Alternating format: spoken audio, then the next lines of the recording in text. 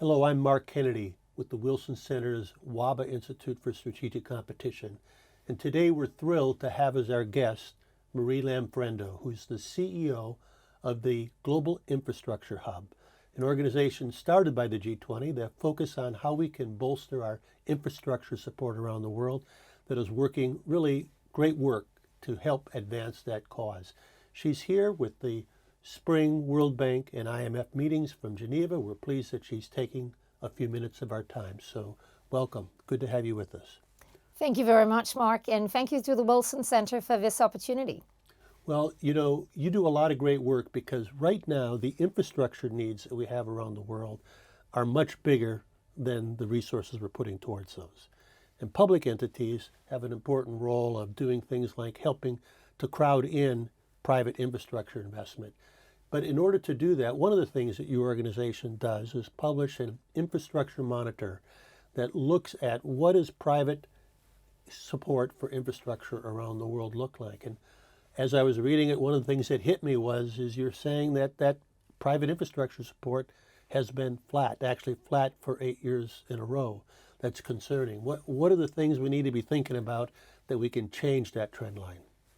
Well, there are a couple of things that we need to think through. And actually, we have been thinking through those things, but probably not sufficiently towards action. And also what needs to happen is that those things cannot happen one after the other. They need to be worked out concurrently, all at the same time to ensure that you could achieve those results. So what are they? I think I would probably put them in 5 different buckets.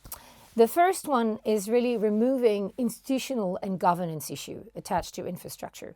Do you have a strategic agency that could actually think through from the vision to the actual infrastructure plan and ensuring that that plan could be developed and tendered outside of the political cycle? And here I think what we're trying to do is depoliticize as much as possible infrastructure, because ultimately, when you look at the time to prepare and develop a project, it takes much more than just one political cycle.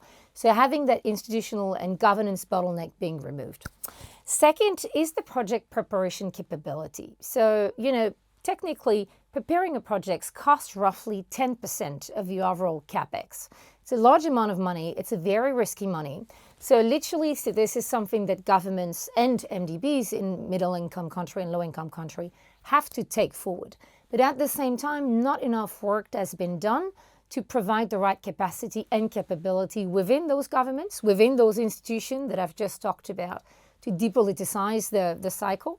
But also ensuring that on the other side, they have also enough money to prepare the projects themselves. That requires technical advisors, financial advisors, real expertise. So project preparation capability is essential because we know that there is a lot of money out there. I mean, the amount of dry powder available for infrastructure has quadrupled from 2010 to 2022. So the money is there. The question is, how do you have projects that are readily investable by investors that are looking at a risk-adjusted profile, which is still providing stable revenue? So the third one is really an important point within Monitor. It basically shows very clearly that because of Basel 3 and 4 about to be enforced, the banks are pulling out from infrastructure. And this will have potential dramatic implication. I mean, until now, debt was available in big volume, was cheap. It's not the case anymore with inflation. But at the same time, the change in regulation in Basel 3 and 4, which has been enforced after the GFC to ensure the global financial safety net could be sustained, are now really getting into the next step, which is preventing most of those banks to keep on their books for too long their infrastructure projects, and also imposing regulatory capital charges that are actually not matching the default rate that we find. So it's just to ensure that there is an additional security which is provided to the regulators, that the banks are not overplaying with that money. But what we see is that most of those banks are telling us, look, in 3 or 4 years, when Basel 3 and 4 will be enforced, we will actually leave the sector. Where are you going to be sourcing that debt if you're a middle-income country and you don't have access to local capital market? So that's the third thing. Now, the fourth thing is the need to scale up blended finance instruments. and how could you actually de-risk projects. We are thinking about de-risking a country, and I think this is what we have with those institutions and governance that you could improve, but also de-risking the project and ensuring that you could actually provide sufficient reinsurance with a variety of tools that do exist, but not necessarily largely available everywhere, and sometimes at the volume that is needed. Which is probably bringing me to the last point of, in all of that, and here again I'm thinking about middle income and low income country, the role of MDBs is crucial in their ability to crowd in the private capital. And as you know, G20 particularly is tackling that issue on the MDB reform. There will be a discussion tomorrow actually on the Sustainable Finance Working Group, but also on the International Finance Architecture to ensure that changes could be made. And one of them is really to ensure that MDBs could use their balance sheet to provide more of those de-risking instruments to the projects and ensuring that investors could tap in more broadly into infrastructure projects. So as I said, there is no silver bullet for infrastructure. And for far too long, we thought that, if we would be moving one thing at a time, we will solve that complex system. But as a complex system, it requires parameters and levers to be pushed through concurrently. Well, as you say, it is complex, and as you're discussing the banking regulations, improving banking stability is having a negative effect on availability for capital. One of the interesting things as I was going through your organization is how one of your charges is try to improve infrastructure as an asset class. And if banks can't, have it on their balance sheets, clearly this becomes even more important. And as you described, that the capital requirements that are being in place are perhaps out of line with what the actual default rates are. What are some of the things that if people actually read your infrastructure monitor and really understood it, would they find in there that would probably make the asset class of infrastructure even more attractive?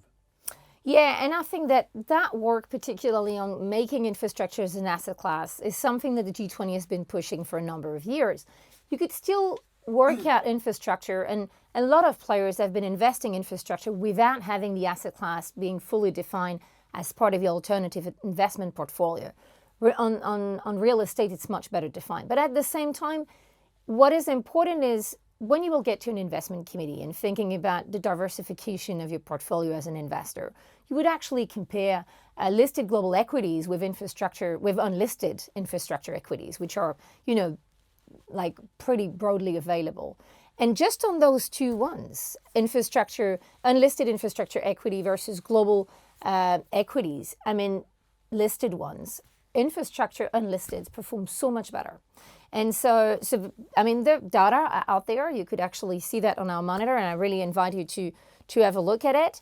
We also see that particularly infrastructure equities have been particularly resilient to shocks. And this has basically, right after 2020 and the COVID-19, that came back to levels that were before.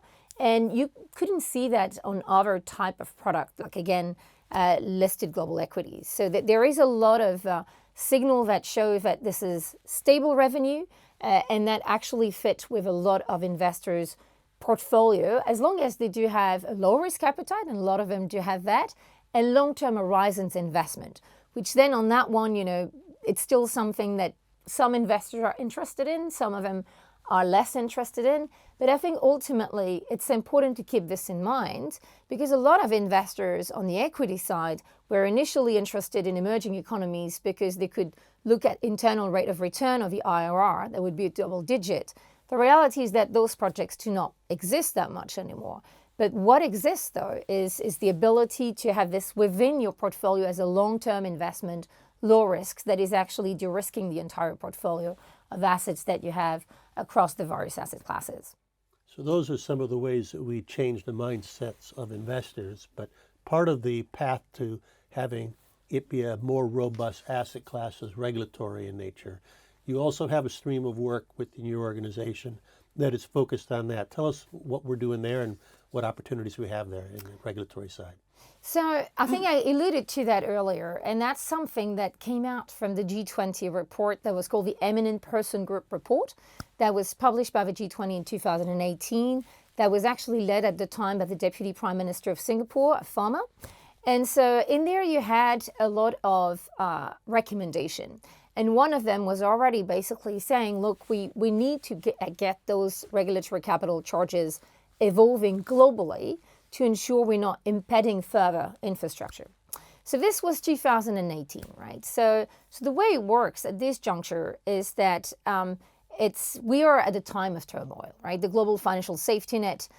We've just been going through a health crisis, an economic crisis, with some trends that leads us to a financial crisis. This is hard to actually get to the entity and notably the Financial Stability Board and basically tell them, well, we need to look at that because we might have some impediment down the line. But I always think that there is no better time than a crisis to see the opportunity that lies ahead of us. And given infrastructure has so much to do in delivering the net zero target, because it contributes to 79% of a greenhouse gas emission, you cannot just say, well, we'll look at this later, right? We need to take that opportunity to look at the global financial safety net in its entirety and all of the components that could, support it, but at the same time ensuring that we are able to continue getting our economy back on track moving forward. So that's exactly what the regulatory capital charges work is all about. So 2018, we look at that and then we realize that, well, look, not enough data was actually available.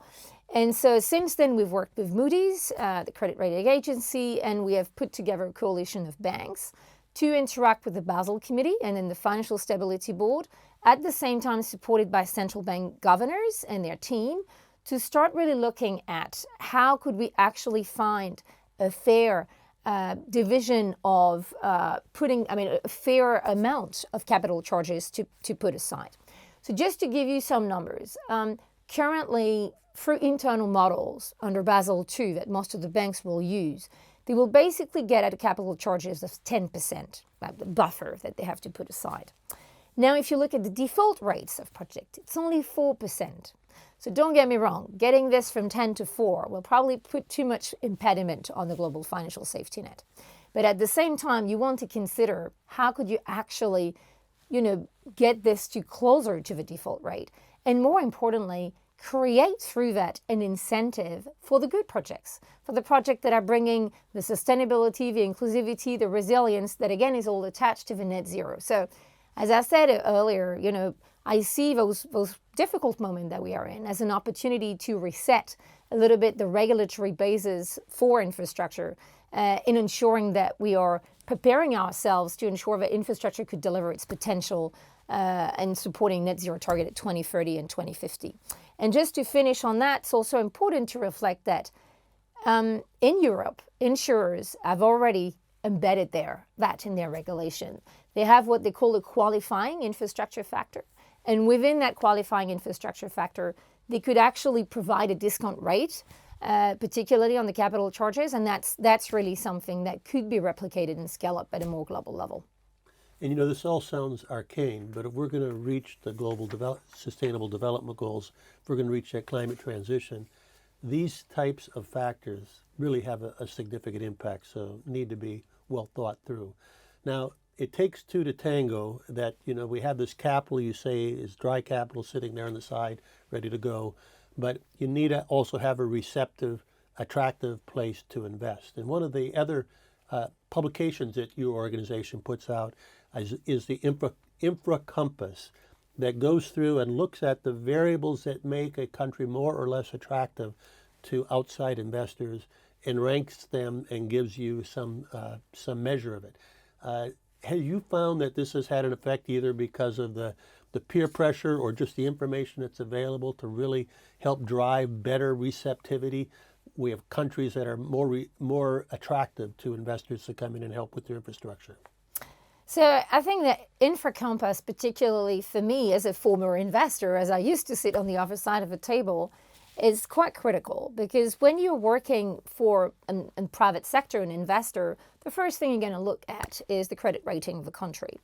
And then the next thing would be the political risk and the stability of that country in terms of regulation. What about suddenly you could be expropriated from the land that you're planning on building your power plant, for example. So Infra Compass was done exactly for that. And it's looking at 41 different criteria. And it provides the assessment by groups of countries and overall for 81 countries, including Pacific Island and others. And I think what is important there is that it shows that you don't necessarily need to have a high income as a country to demonstrate that you're able to develop and implement the right reform to be conducive of infrastructure. And those reforms do not necessarily cost a lot. You just need to be aware of what needs to be done. So that particular tool is also to help peer governments to compare and to basically say, well, my neighbor is potentially doing very well at permitting, for example, or has published a pipeline of projects, and what about I could do the same thing? And those drivers have also been validated with the private sector. So the private sector say, well, these are things that when we will make our risk assessment beyond the credit rate, the sovereign credit rating, this is what we're going to be looking at. So let me give you a particular example, which basically demonstrates that exact point about you don't necessarily need to correlate, you don't have to correlate the income, level of income with their ability to do reforms. So for example, Rwanda in Africa is, part of a lower income country, definitely, has been able to really get into the top tier on the permitting side. They're just beyond Singapore. They're the third one globally, just beyond Singapore and New Zealand. Look, Rwanda is nowhere near in terms of governance maturity like country like New Zealand or Singapore are. I think that those particular examples are pretty straightforward. But, they actually did learn a lot from their peers and they replicated it. They made a couple of changes within their regulations, within their policy. And now, as a result, they have much more interest for some of those investors saying, well, you've actually cleared the way for us to actually come in on that particular aspect, which is a difficult aspect because you have a lot of deals that actually fail because of permitting. In some country, it could take 7 or 8 years and you don't get the permit in the end. So on that specific point, I think Rwanda demonstrated that with little money associated to it, once again, it didn't really required a massive amount of money from any MDB, they could actually create that safer space, I should say, for investors. And I think that's a great material to have. Say if you're a staffer in a country that's wanting to promote more infrastructure investment, you can take that report and take the example that you just mentioned about Rwanda and spread it to their own country. So good stuff going on there. Now, if I tie the two reports together, when I look at your infrastructure monitor, it says that the amount of investment or private infrastructure projects in high-income countries were up by more than 8% in 2021, but in middle and low-income countries, it was down by more than 8%.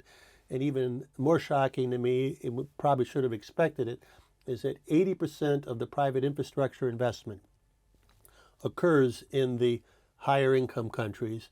And if you look at the other 20%, it's investing in where 80% of the world's people live. So we really have a huge deficit of private infrastructure investment, financial support, financing going into these lower income countries. What ideas do you have? Is there anything in Infra Compass that can help point the way to try to rectify this? Well, I think that you've pointed out rightly is what you've just witnessed that, for me, is the basis of a north-south divide that is increasing. Why is that infrastructure is the backbone of any economy? You cannot really progress into your economy if you don't have the right power plant, if you cannot actually get people from one place to another. So when you start with that, particularly, you get the feel of like, well, this is where we're going. And, Kristalina will actually say this at every finance minister's meeting and, basically saying we need to be very careful. The north-south divide is increasing. For me, that's actually almost the kind of technical demonstration that this is what we are heading towards. So I think that at this juncture, we need to ensure that there is a couple of quick fixes that governments could take. And the first thing is, we've talked about that a little bit, but is ensuring that you have a bankable pipeline of projects. That word bankable is a complicated one because it depends bankable for whom.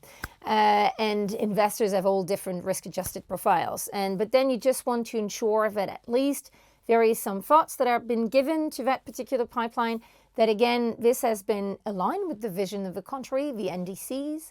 We've done some work last year on, and we're still continuing this year, on tracking government G20 plus, I should say, 25 countries, their government spending across infrastructure. That was the first piece of work because, believe it or not, governments don't necessarily have the overview and the clarity on how much they do have on their books. And then we did work with all of the budgets, and those data have been peer-reviewed by the governments. But then we also worked with another piece of work that was transition pathways, which analyzed 250 transition plans for infrastructure. And then when we looked at those particular, those plans, we realized that what they were aiming at investing in was not correlated in what we found into the budget. So roughly, the transition pathways were highlighting the need to do more renewable, but renewable is not enough. You will need to invest massively in transport, for example, if we want to get to the NDC. That was one advice that we provided. But then when we reconcile that what was in the budget itself, then we realized that the massive investment from government was actually done towards road maintenance, which is not very surprising. You know, road maintenance, there is a lot of contingent liability, which at some point are not contingent anymore. But I think that what I wanted to say with that one in particular is that you need to have a pipeline. You need to work out really that vision and articulate this. This is where those particular agency that I talked about before, in terms of having that institutional, perennity over time and ensuring that this could actually be developed and implemented over time is actually quite critical. And I think that when you have that setup right, then you could start deep dive in how could you actually de-risk at a specific project level or on specific buckets within those criteria like the Infra Compass. But the vision, the institution, and the capacity, then when you have those three things in line, then I think that this is where governments will have already, I would say, more than just the baseline to be able to develop and implement successfully infrastructure in their country. Important things for government to be focused on. Amongst the most shocking things I read in your reports are when you look at the construction and operation of infrastructure, that they represent 79% of global greenhouse gases and represent 88% of the climate change adaptation costs. So when you think about this, that's going to make the role of infrastructure even more important. We talked about we're not doing enough. We're certainly not doing enough in lower and middle income countries. And when we look at climate, that's a global issue. And those 80% of the people being there is going to matter. How do you see this impacting the future of private investment? Well, I think that there is definitely an increased consciousness about the fact that the project should be sustainable, resilient, inclusive. That being said, this year we are working with the G20 on defining a taxonomy of exactly what infrastructure is. But within that, then, we're still very much at the early days, despite a lot of work that has been done. But there are a lot of work that has been done a bit bottom up, right? There is still some work that needs to be done top down to define some of those things. And ultimately, governments have really the role to create more incentives for investors to invest the right way. If you think about the work that the G20 initiated and is continuing through the TCFD, so the Task Force on Climate Disclosure that was initially launched by Mark Carney under his mandate at the Financial Stability Board, which has now evolved into creating new standards through the International Sustainability Board as part of the IFRS. I think for me, this is getting us into the right direction to provide that framework. There are other frameworks because in Europe we've got the taxonomy, but there is still a lot of questioning when I'm talking to investors about is it right? Is it the right approach? There is a bit of vacuum in there. So I feel that you don't want to create too much vacuum because you want to ensure that the private sector is evolving together in terms of the same direction. So last year at the G20, we pushed with governments a specific framework on how to scale up private sector investment into sustainable infrastructure and looked at all of those different standards, not telling governments you need to pick and choose one of them, but you want to then ensure that you have a cohesive set of policy or regulations within your system that are conducive as a baseline of all of those different frameworks, because there is a lot of common denominator in there. So on one end, you want to accelerate, you want governments to continue pushing and ensuring that the private sector is getting into the right direction. And they responded to that call. I mean, when you think like 10 years back, nobody was talking about environmental, social, particularly. There was corporate social responsibility, right? So the dialogue has shifted, but at the same time, now you want to make it more systemic. I think this is what the work of the ISSB will do. It will impact corporate finance first, but it will get to project finance. So we are obviously keeping an eye on that, because the division between corporate finance and project finance for infrastructure is still sizable on both ends. So you want to ensure that there is not one that is actually advancing faster than the other one. But really ensuring that then at the same time, the governments are continuously providing incentives and eventually preferred cost of capital or de-risking instruments to ensure that those good projects that are supporting that sustainable, inclusive, and resilient vision could be implemented. So it's as you said earlier, it's two for a tango, I think. And the private sector is definitely listening very carefully, but the public sector cannot stop pushing at this juncture. Well, we have lots of work to do. And again, with all these infrastructure needs getting even bigger with the challenges before us today, getting private capital in the game is an important thing we need to do. And a lot of the work you're doing is helping us towards that. So again, we very much appreciate you having here, very much appreciate the good work of the Global Infrastructure Hub, and we look forward to keeping our dialogue here at the Wilson Center. Thanks for being with us. Thank you very much, Mark. Thank you.